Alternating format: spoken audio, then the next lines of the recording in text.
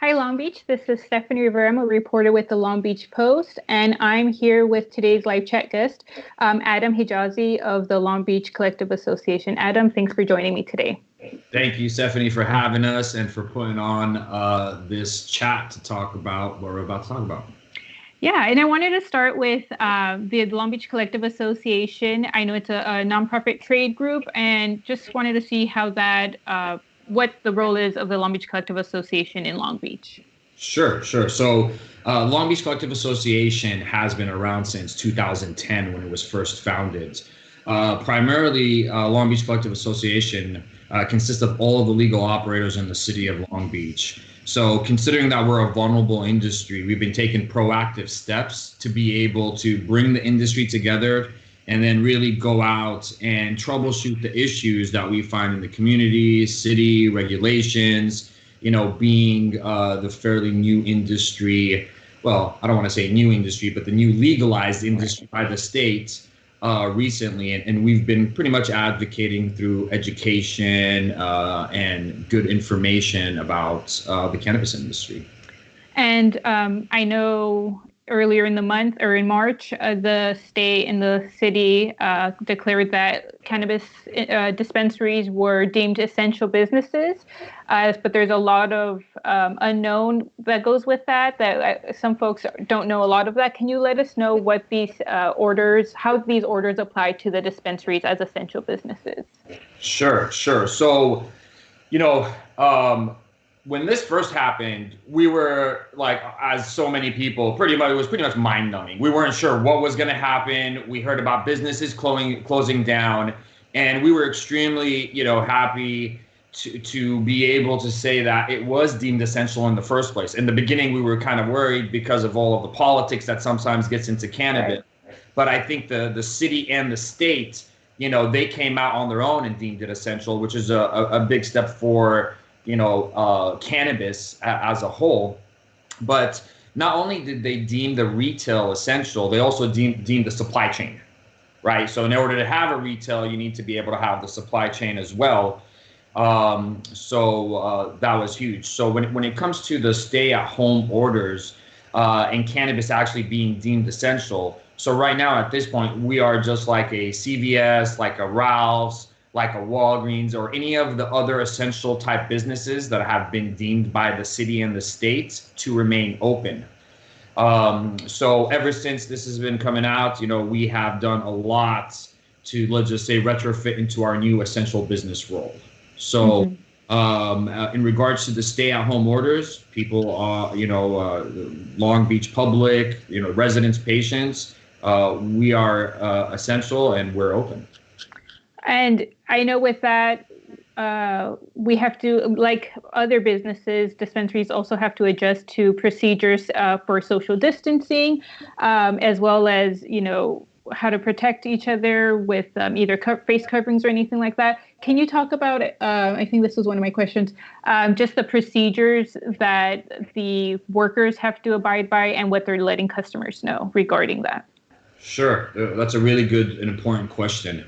So as soon as, the information became clear that this was going to become what it is today and a lockdown and pandemic, us, myself and the board and other individuals, we all got together and said, hey, we need to get ahead of this in regards to safety. We're not sure. We're not, infectious disease specialists. We're not of any sort of that, but, we could see the writing on the wall and what's coming. So we took decisive decisions to be able to retrofit our facilities to maintain a lot of the requirements of safety. So the first thing that we did is we literally walked into our facilities. We've removed all of the furniture from the lobby.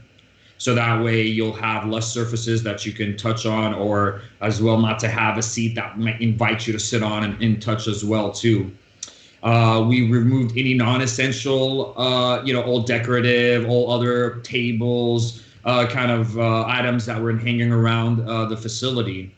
We also, as soon as we were able to remove the furniture, by default, our lobbies got bigger because of the furniture being taken out. So we developed and implemented 6-foot markers in our lobby. So right now, in our lobby, when you come in and in the showroom, in the flower room, we have 6-foot markers on the floor, so that way as soon as you come in, you're able to know where your distances are at. Also, what we've done is usually when you come register or come into a retail dispensary, you have to provide your ID. And what we've done is we're keeping patients and customers to have their ID, and through our POS capabilities, we are now scanning the IDs through the glass. So that way we want to lessen the amount of touch points as possible. Also, what we've done is we've lowered the amount of time that you can actually be inside of the facility. Before, we loved the opportunity to sit down with a patient or a customer and explain to them THC, CBD, what they might be looking for, how to kind of come at a certain product in regards to the use and intended. But unfortunately, considering what's happening, we have to limit the amount of time that we're able to spend with the patient, even though we're working on something similar to this online sessions, so that way we can be able to kind of spend more time with the patient or customer if they want. So that's something that we're also working on. Also, we've stopped allowing samples. Usually, when you come in, there's different samples. You want to smell, you want to see, you want to, touch a little bit. And at that point, with the goal of, removing as many touch points as possible, so we've gone ahead and removed those samples. Of course, we've implemented, washing all surfaces. Our staff every 15 minutes, washing hands, obviously maintaining the 6-foot distances. So even throughout the whole entire facility, if we start to fill up, we will not hesitate to put a line outside. So that way we can have also continuous 6-foot distancing, if need be. And those were some of the immediate steps that I see that we did right off the bat. I did see some of that. I went to my local dispensary over the weekend, and I did see those 6 feet implementations. I also noticed that usually when there's deals, they have brands coming in with their samples. I'm assuming that was put on pause as well. Usually that's something that they do. Yeah, we call them, PADs, patient appreciation days, where we have a lot of the vendors and the brands coming out. And to that point, yes, the bottom line is, we're asking these vendors if they want to, give the love to the patients and the customers to give us the products, and we make sure that they're getting in the hands of the patients and customers.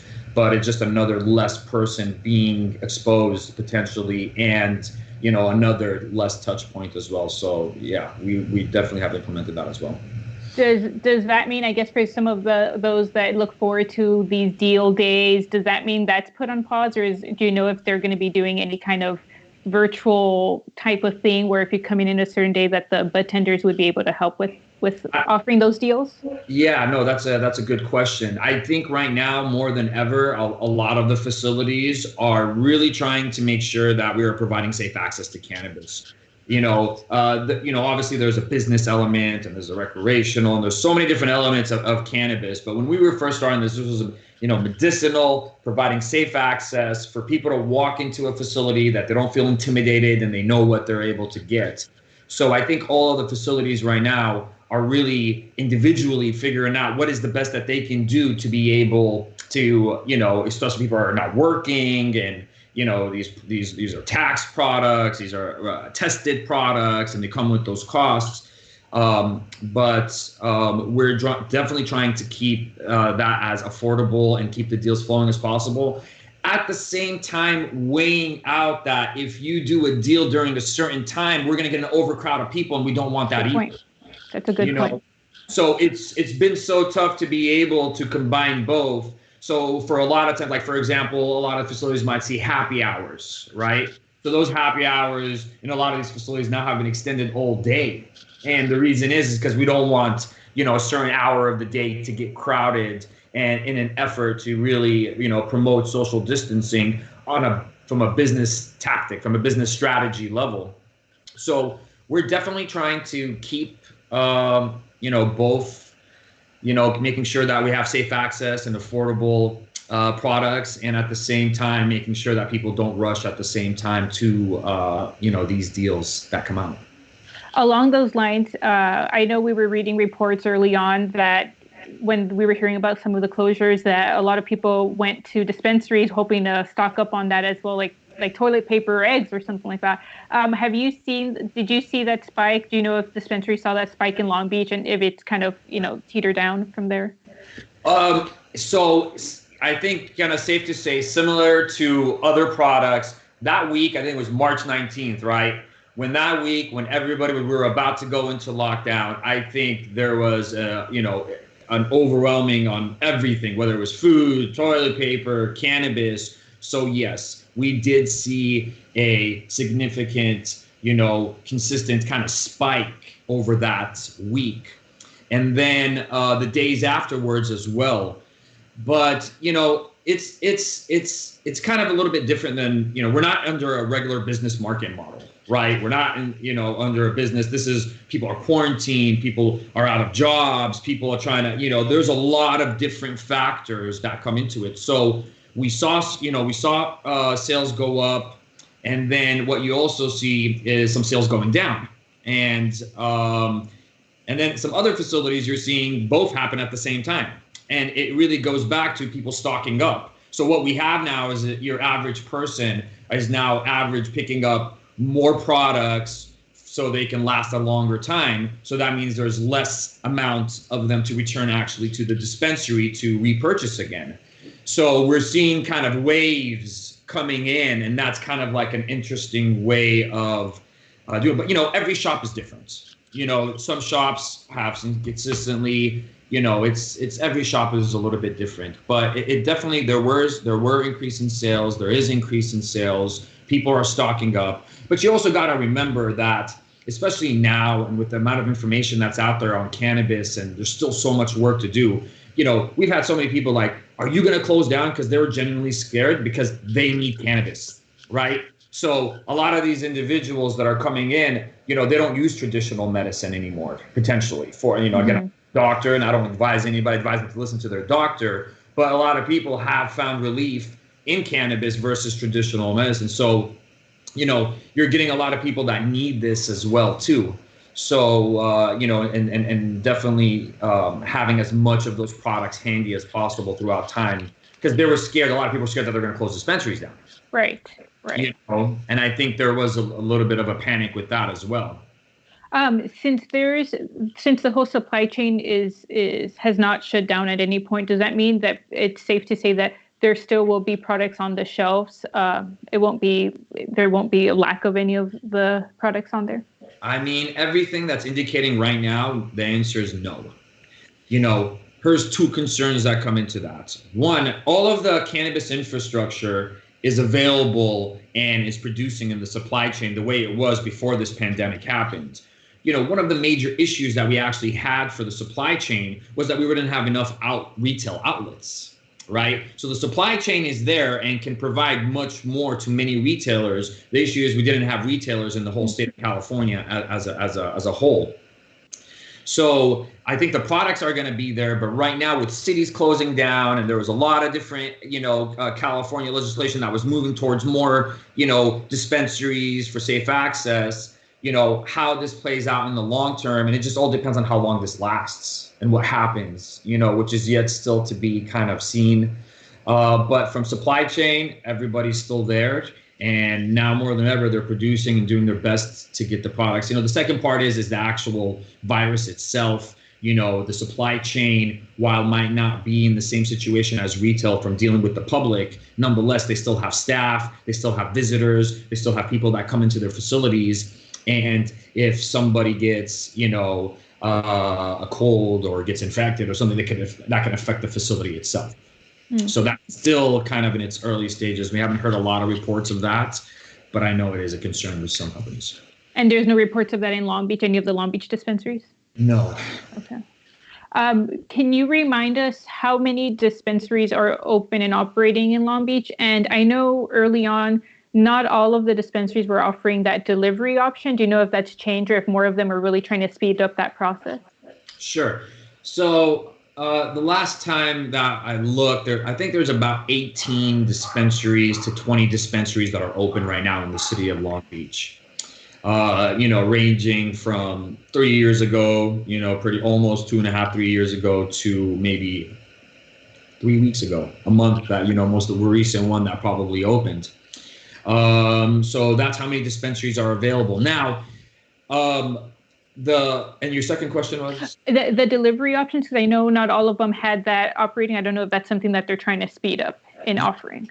Yes, I think absolutely, because the delivery is going to be important, because we're going to try to stem off the flow of individuals coming through the front door, again, to promote social distancing, to say. So, for example, we're launching our delivery today. I know a lot of other facilities have already jumped on it as well. Again, us as businesses, the ones that weren't delivering, there's things that you have to go through to make sure that you have a good delivery that is safe.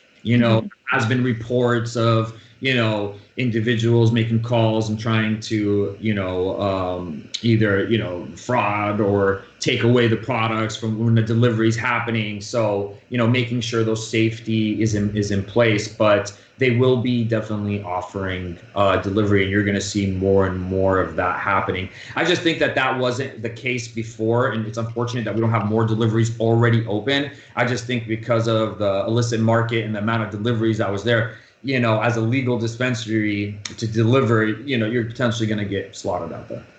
It's tough to really compete, to say, in the sense of not the quality, not the lab testing, not what it is, but just on what the price is and what it is. I was going to say that the legal market was already battling the issues with the with the illicit market, but now with the coronavirus, it's kind of juggling these two issues.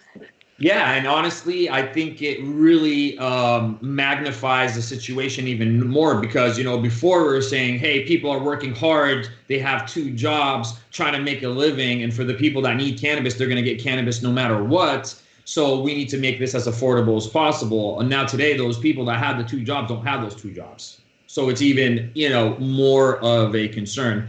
And obviously there's a lot of different help that's coming on the way, and how that trickles and what that means, it's a little bit above our head to say, but, it was an issue, and it's probably still going to be an issue, especially during these times with financial crunches. Yeah. One of my colleagues had a question that I thought is interesting. Have dispensaries seen new customers wanting things specifically for like either anxiety or mental health because of this pandemic that you've been hearing?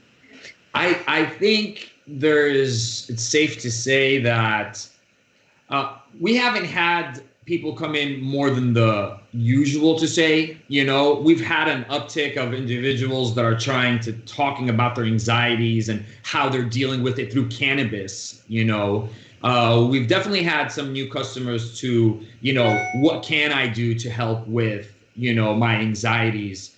I wouldn't say it's, a whole new world of individuals, but, that's what usually a lot of people come to. A lot of people are trying to deal with their anxieties, even on a recreational level. When you say recreational, there's a wellness level to it as well. It's just hard. How do you gauge that, and how do you tie that back to a person's well-being? We just know it anecdotally that's how it works. And that's what people, that's the conversations that we have. But yeah, I mean, it's definitely a topic that is frequently discussed in the facility on a daily basis of how can I get help for this. Yeah. I wanted to go back to just the whole logistical of patients or customers wanting to go into the dispensaries. What recommendations do you have, and do other dispensary owners have, for those wanting to go in? What's the best method that you recommend? I know when I went over the weekend, it was me and my partner, and they suggested they only had him go in because they wouldn't allow 2 at a time. So I found that out. But is there anything else that you'd like to mention? Yeah. So a couple of really big updates, and I wanted to thank the Long Beach Health Department and the city of Long Beach for helping us and really helping them and helping everybody around us. We got approved, which is like park and pickup, which is technically called they've been calling it the curbside. So right now we pretty much have 3 different ways to be able to get dispensary on a retail, get products on a retail level. You're able to come into the parking lot, park, order online, and come pick it up from the parking lot, so you don't have to leave your car. Again, less transaction. the delivery model, which you're going to see a lot more facilities ramping up the delivery, and as well actually still being able to come through the front doors and be able to pick up the products. In regards to how individuals are coming in, we generally have been asking, like, if because a lot of times 2 people, 3 people come, but you only end up with 1 person purchasing. Mm-hmm. So we've been asking patients to telling them to, just come on your own as much as possible. But sometimes people come together, but then they purchase by themselves. So it's kind of hard to be able to, question every single buddy that walks in regards to, are you going to pay with this one? Are you going to pay, or are we both paying together? But we've been encouraging patients that usually do come in together, for a shopping experience and talk about it, to really, go on our website, do your online purchasing, and even do an online order and have it ready for you, so you can just pick up and leave as fast as possible. And for the online orders, you were talking about like using through Weed Maps, or what are you referring to? So, every single facility is going to have a different mechanism to be able to purchase online. Well, not purchase online, place your order online. So with us, it's our website. So we have our current website that you're able to go and purchase from. Other facilities might have a Weed Maps platform or another platform. What I would suggest is just check in with every single facility to see their online ordering capabilities and what's the best platform. Everyone's going to be a little bit different, website, this platform, that platform. But I know more and more of them have online ordering, again, to help with the amount of time that people are staying in the facility, and get them out as fast as possible. And then it's also important, worth noting, that it's cash only as well, right? Well, yes. I mean, there it is, cash. Banking is an issue in the cannabis industry. There are certain banks that do banking. You might find some facilities that do certain electronic debit card, solutions to say. But for the most part, it's a lot of cash. It's cash business, cash right now. I'm sure there are some facilities that might offer some electronic, debit cards, potentially. I've heard. Yeah. Oh, okay.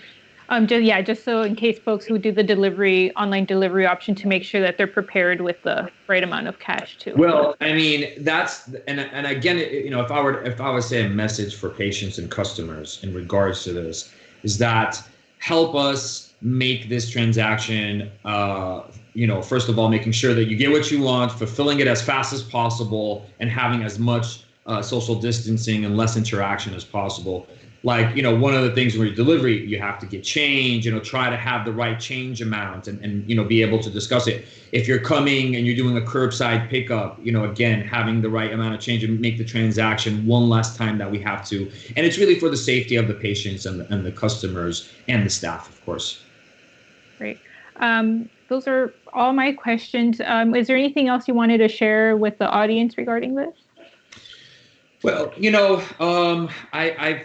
I think that, we're working all this out together. We're doing our best to make sure that we're able to provide safe access for, cannabis. We are working on also how we can, help and engage in the community during this time. So we're hopefully working on some pretty cool things that we can try to be as helpful as possible. I would say just one thing to keep in mind as well. One of the biggest issues that we find during this is making sure safety is going to happen for our patients, our customers, and our staff. So, a lot of these things where sometimes, you usually have access to the products and available to talk, you might not be able to get that right now, but just understand it's for everybody's safety. And that's why a lot of these procedures are kind of put in place during this time. And did you have a website or anywhere that you want to direct people to regarding more information on this? Yes. If you go to on Instagram, you go at the LBCA, and then you can also go to the lbca.com. You will see we've added a tab for COVID-19 and the most updated information in regards to what's happening, whether news or specifically in regards to the cannabis industry.